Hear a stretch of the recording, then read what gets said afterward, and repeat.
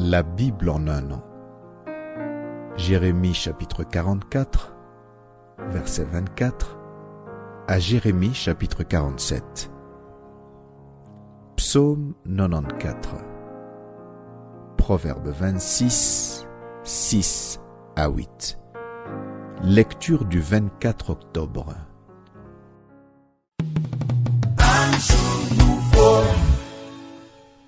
2 Timothée chapitre 2, verset 22 à 2 Timothée chapitre 3.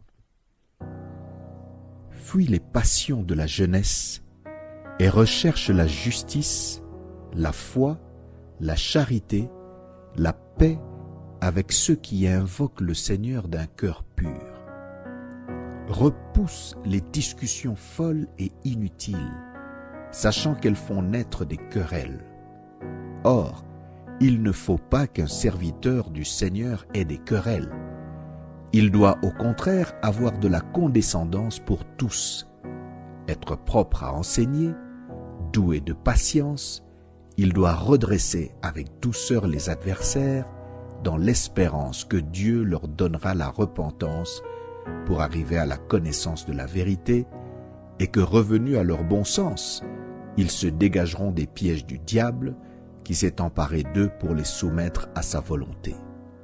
Sache que dans les derniers jours, il y aura des temps difficiles, car les hommes seront égoïstes, amis de l'argent, fanfarons, hautains, blasphémateurs, rebelles à leurs parents, ingrats, irréligieux, insensibles, déloyaux, calomniateurs, intempérants, cruels, ennemis des gens de bien, traîtres, emportés, enflés d'orgueil, aimant le plaisir plus que Dieu, ayant l'apparence de la piété, mais reniant ce qui en fait la force.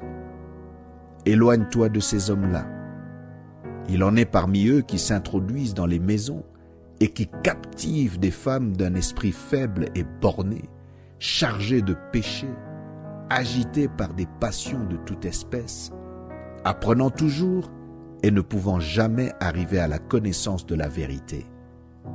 De même que Janès et Jambres s'opposèrent à Moïse, de même ces hommes s'opposent à la vérité, étant corrompus d'entendement, réprouvés en ce qui concerne la foi. Mais ils ne feront pas de plus grands progrès, car leur folie sera manifeste pour tous, comme le fut celle de ces deux hommes. Pour toi, tu as suivi de près mon enseignement, ma conduite, mes résolutions, ma foi, ma douceur, ma charité, ma constance, mes persécutions, mes souffrances. À quelle souffrance n'ai-je pas été exposé à Antioche, à Icône, à Lystre? Quelle persécution n'ai-je pas supportée? Et le Seigneur m'a délivré de toutes. Or, tous ceux qui veulent vivre pieusement en Jésus-Christ seront persécutés. Mais les hommes méchants et imposteurs avanceront toujours plus dans le mal, égarant les autres et égarés eux-mêmes. Toi, demeure dans les choses que tu as apprises et reconnues certaines, sachant de qui tu les as apprises. Dès ton enfance, tu connais les saintes lettres qui peuvent te rendre sage à salut par la foi en Jésus-Christ. Toute écriture est inspirée de Dieu et utile pour enseigner, pour convaincre, pour corriger, pour instruire dans la justice, afin que l'homme de Dieu soit accompli et propre à toute bonne œuvre.